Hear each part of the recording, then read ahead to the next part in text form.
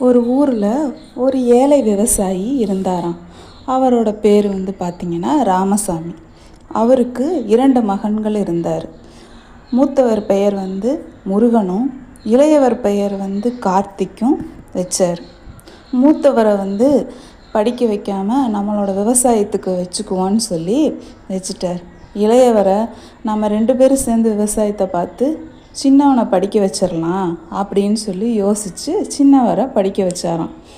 அவர் ஆசைப்பட்ட மாதிரியே ஒரு நல்ல கான்வென்ட் ஸ்கூலில் படிக்க வைக்கணும்னு சொல்லி சின்னவரை கான்வென்ட் ஸ்கூலில் படிக்க வச்சாராம்.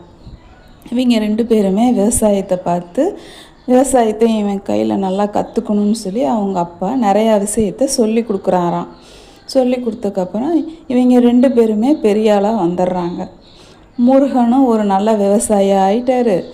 அதே மாதிரி கார்த்திக்கும் நல்லா படிக்கவும் வச்சுட்டாரு. அவர் ஆசைப்பட்ட மாதிரியே ஒரு நல்ல காலேஜில் படிக்க வச்சு அவருக்கு ஒரு டிகிரியும் வாங்கி கொடுத்துட்டாரு.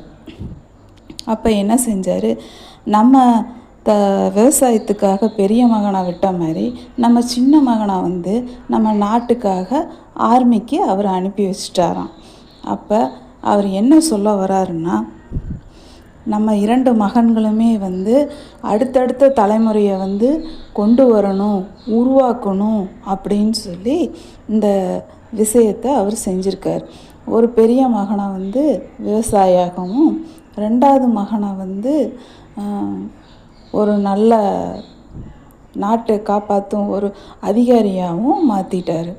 ஸோ அதனால் அவர் நம்ம வீட்டுக்கும் சரி நாட்டுக்கும் சரி ஒரு நல்ல விஷயத்தை நாம் செய்யணும் அப்படின்னு யோசித்து இதையே செஞ்சுருக்கார். ஒருத்தரை படித்தும் ஒருத்தர் படிக்காமையும் வளர்த்திருக்காமேன்ற பாகுபாடு வரக்கூடாதுன்னு 2 பேர்த்தையுமே நாட்டுக்காக தியாகம் பண்ணி செஞ்சுருக்காரு அப்படிங்கிறது தான் இந்த கதை.